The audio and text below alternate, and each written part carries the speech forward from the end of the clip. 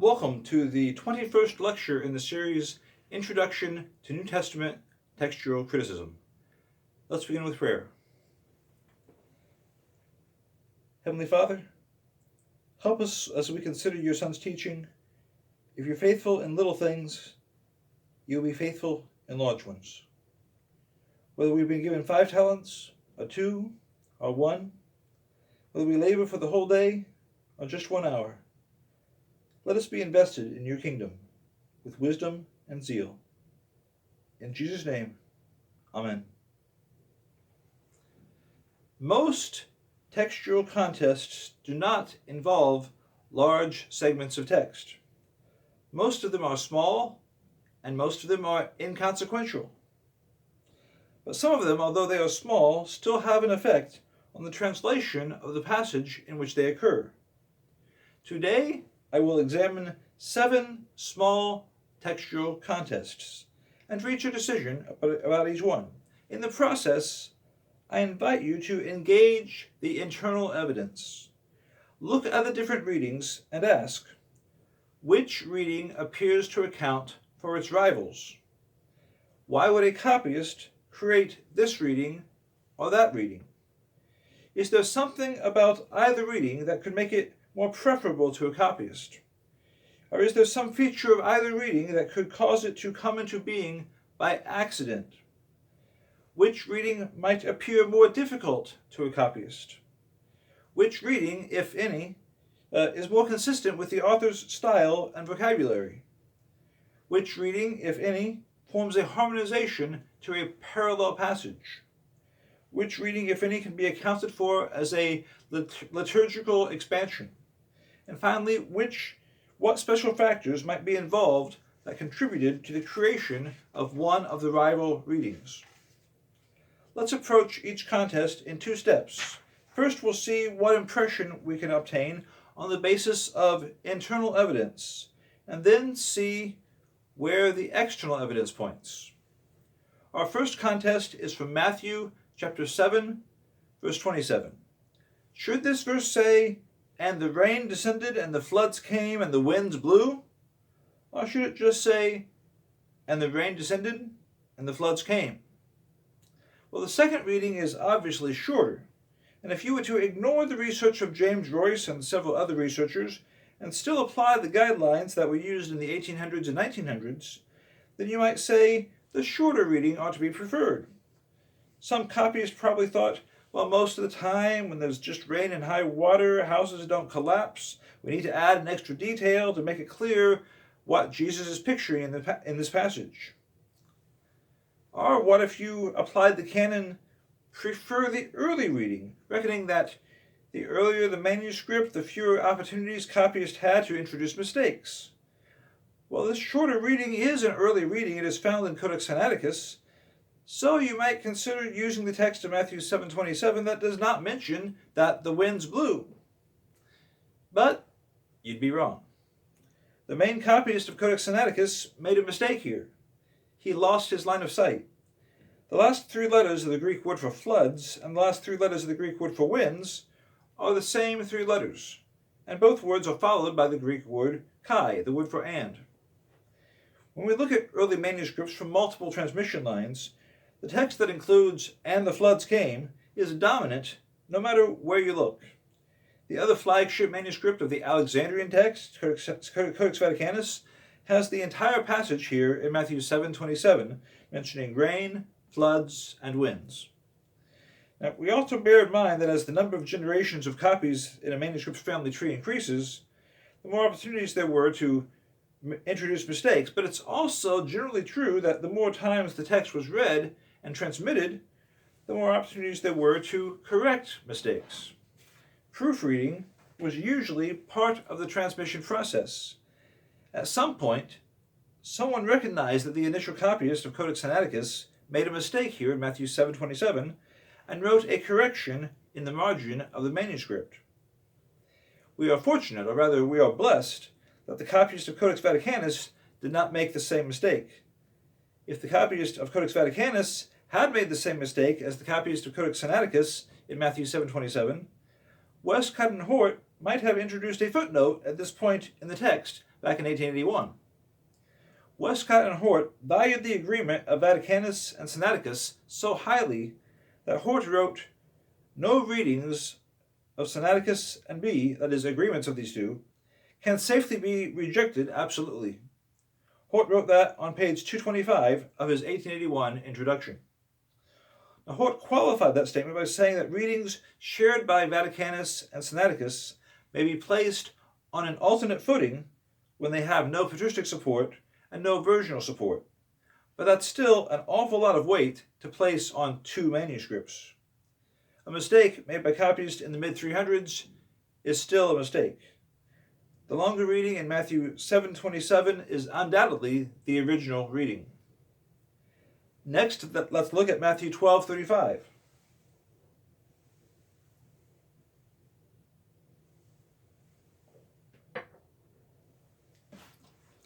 In Matthew 12:35 in the King James Version, this verse refers to the good man who brings forth good things out of the good treasure of the heart. But if you can consult the English Standard Version, the Evangelical Heritage Version, or the New American Standard Bible, you will not find any mention of the heart. In the majority of Greek manuscripts, there is no mention of the heart in this verse. The Greek words for "of his heart" are supported by Codex L and by the manuscript cluster known as Family 1. But this is a small minority. The Syriac Peshitta version does not include the phrase "of his heart."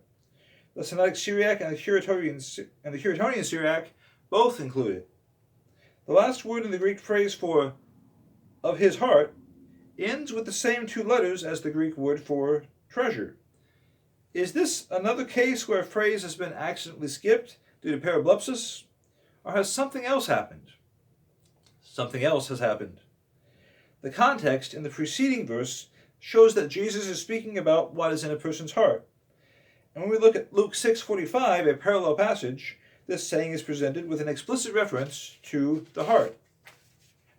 And what has happened is that someone wanted to make sure that readers of Matthew did not take the verse too literally, and so words already found in the immediate context or in the parallel passage in Luke were added in Matthew 12:35 in order to make it clear that Jesus is talking about the good man's spiritual treasure. In the Textus Receptus, the base text of the KJV, only the two Greek words for "of the heart" are included in Matthew 12:35, not the three Greek words for "of his heart" as in Codex L and Family 1. So the addition in the Textus Receptus appears to have been drawn from the immediate context, unlike the more exact harmonization to Luke 6:45 that we see in Codex L and Family 1. Now, before anyone's too hard on the copyist who added the words, we should notice that in Matthew 12:35, the NIV adds the words "in him" twice, and the New Living Translation includes the words "of a good heart" twice, even though neither reading is supported in the text upon which those two versions is based. For our third textual context, we turn to Matthew 13:35, where one set of manuscripts describes an Old Testament quotation as something spoken by the prophet, but other manuscripts call it something spoken by Isaiah the prophet. Well, the second reading is much more difficult than the first one, because the quotation is drawn from Psalm 78, verse 2, which is identified in its subtitle as the work of Asaph. It is often claimed that textual variants do not have any impact on important doctrines. However, if this reading were adopted into part of the original text, it would appear to destroy the doctrine of inerrancy. Eberhard Nestle, in his 1901 Introduction to New Testament Textual Criticism, called this reading "certainly genuine," which indicates where Nestle stood on the question of inerrancy. Hort, in his Notes on Select Readings, similarly said it is difficult not to think Isaiah genuine, referring to this passage.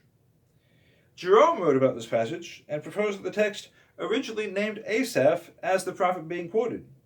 Jerome also theorized that some copyists, not recognizing Asaph as a prophet, changed it to the better known Isaiah, and this was how the erroneous reading originated. Jerome mentioned the unbelieving philosopher Porphyry from the mid-200s as another person whose text of Matthew 13:35 referenced Isaiah the prophet. Porphyry used this incorrect reference as the basis to accuse Matthew of a lack of familiarity with the sources he cited. And Eusebius in the early 300s referred to a Gospels manuscript with a reading in Isaiah the prophet. But he also says that the accurate copies do not have the reference to Isaiah. Now it is understandable how the compilers who put excessive weight on the testimony of Codex Sinaiticus could jettison the doctrine of inerrancy if this reading were adopted. It has extremely limited support. Among Greek manuscripts, it's read by Codex Sinaiticus and some members of Family 1, and that's about it. But it is certainly the more difficult reading. However, this difficult reading and similar difficult readings, difficult because they're erroneous, are accounted for by a frequently recurring tendency of early copyists, a tendency to augment the specificity of Old Testament references. Consider the feature of Codex Sinaiticus that's seen in its margin beside Matthew 2:15, where Hosea 11 is quoted. The quotation is not in the usual form given in the Septuagint version, and so the person who made the note in the margin did not recognize it. Instead of correctly writing Hosea, he wrote Numbers. If that margin note had been inserted into the text, it would have become a very difficult reading.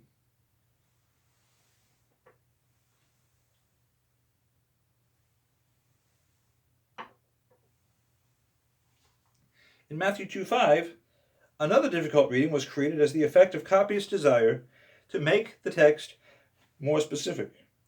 In the Old Latin Codex Vercellensis, which is probably the earliest Old Latin copy of Matthew, from the 300s, the name Isaiah appears in the text, identifying the prophet being cited. However, that is an error. The actual prophet being cited is Micah. For another example of the difficult readings that this scribal tendency could produce, we can look at Matthew 21:4, where the normal text refers to the prophet without identifying which prophet. According to Metzger, a few Vulgate copies, Boharic copies, and Ethiopic copies add Isaiah's name, but the actual source is Zechariah. Isaiah's name was probably added in Matthew 13:35 in some early copies by Western copyists who liked their quotations to be specific.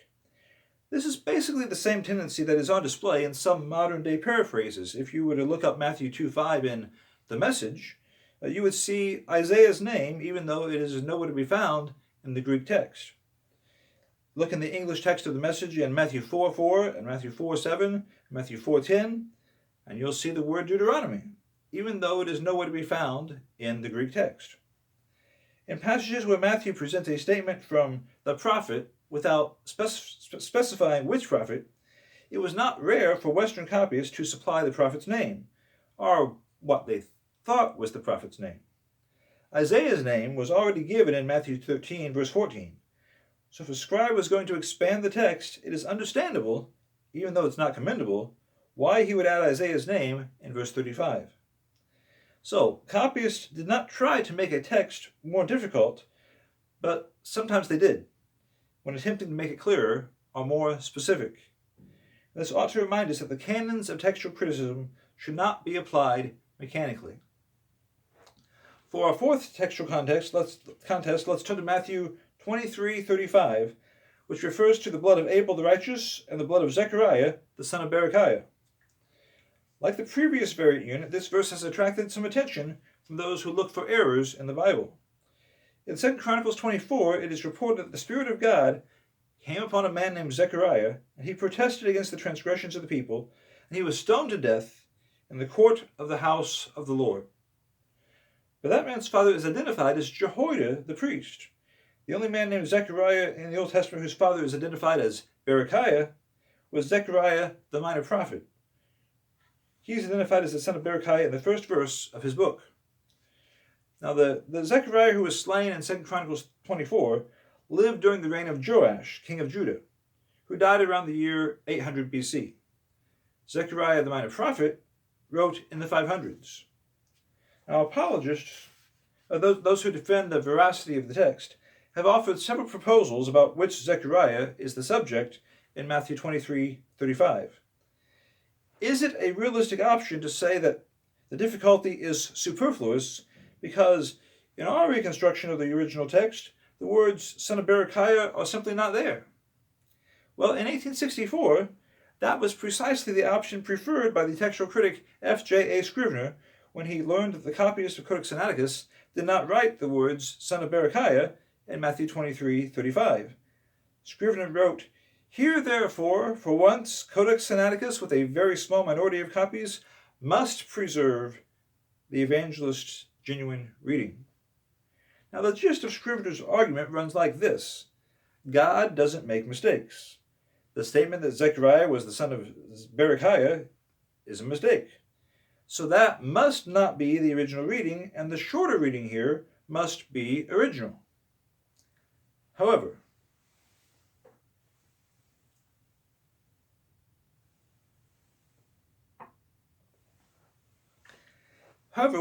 while it is true that God does not make mistakes, people, including ancient copyists, are capable of inaccurately interpreting accurate statements, causing it to appear to them that they are reading an inaccurate statement. Some copyists were willing to adjust the text at points where it appeared to them that their exemplar contained an error, on the grounds that the original text simply couldn't contain an error. Now let's ask which reading appears more difficult. The reading of Matthew 23:35 without son of Berechiah does not introduce any difficulty. Copyist misinterpretation of the reading son of Berechiah was far more likely to provoke copyists to adjust the text. It is the more difficult reading. Also, let's consider the internal characteristics of the reading. The short reading in Codex Sinaiticus might have been accidental. It is possible that the copyist simply lost his line of sight and drifted from the last three letters of Zechariah to the same three letters at the end of Berechiah and never realized that anything was missing. But it's also possible that a copyist dropped the words because they seemed to present an interpretive difficulty. We see not only in the vast majority of manuscripts, including Vaticanus, but also in quotations from Origen and others, that son of Berechiah was here in the text in a variety of locales in the early church. On the question of how this should be interpreted, several solutions have been proposed. Number one, Zechariah's father had two names, and one of them was the same as the name of the father of the minor prophet Zechariah. Chrysostom mentioned this solution.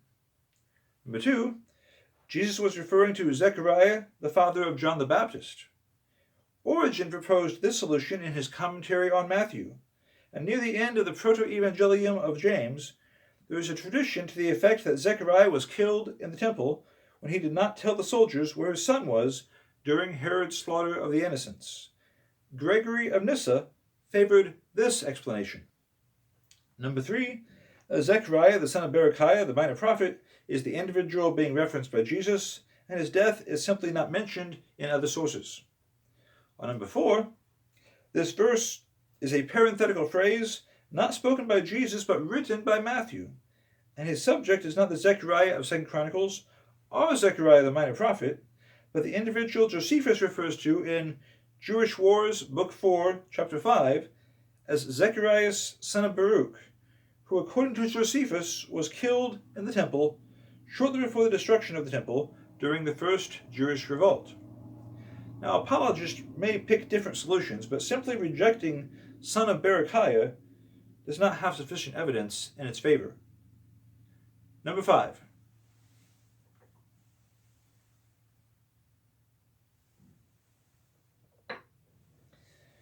In some copies, the first part of Matthew 25:13 says, "Watch therefore, for you know not the day nor the hour." And the second part says, "in which the Son of Man comes." And in some other copies, there is no second part. The verse ends with the word hour. Well, internal evidence favors the shorter reading in this case. The longer reading looks like it originated as a scribal attempt to ensure that readers were aware what day and hour was being referred to, causing this verse to resemble verse 42 and verse 44 of the previous chapter a little bit more. The many manuscripts that support the longer reading in Matthew 25:13 are much more abundant, but they're limited mainly to the Byzantine form of the text. Early representatives of the Byzantine text, such as Codex Alexandrinus and Codex Sigma support the shorter reading. The Syriac Peshitta version also supports the shorter reading. When read right after Matthew 24, there's little need to point out that the day when the Son of Man comes is the day being referenced. But the lection for Saturday and the 18th week after Pentecost began at Matthew 25:1 and ended with Matthew 25:13. So this final sentence, this final phrase, would be the only place in the lection referencing the day of the coming of the Son of Man, emphasizing the point as the lection was brought to a close. Number 6. In Luke 22, verse 30, some manuscripts depict Jesus telling the apostles about a time when you may eat and drink at my table in my kingdom. And some manuscripts only say, you may eat and drink with me at my table. Now, did later copyists expand the text to emphasize the idea that eating and drinking would be possible in the future kingdom of Christ?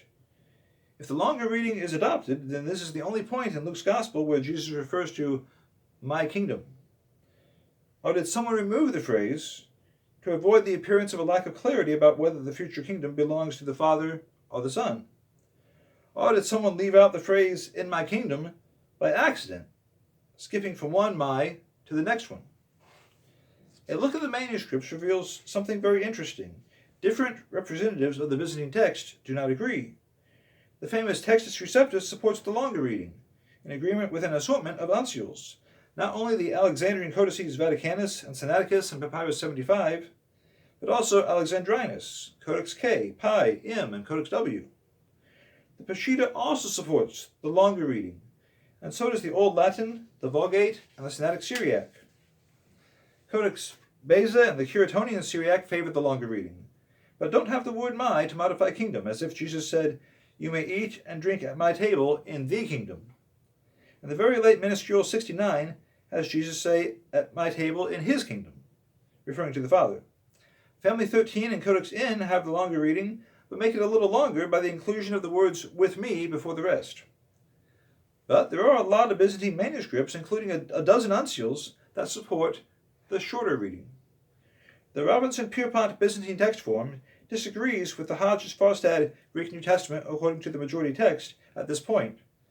Robinson-Pierpont has the Greek words underlying in my kingdom only in the margin, while Hodges and Farstad include in my kingdom in the text. The text of Family 35, as compiled by Wilbur Pickering, has the longer reading. Although the Byzantine text is stratified here, the range of support for the longer reading in both Byzantine and non-Byzantine witnesses and in early versions firmly establish it as part of the original text. And finally, number 7, Colossians 1 verse 6.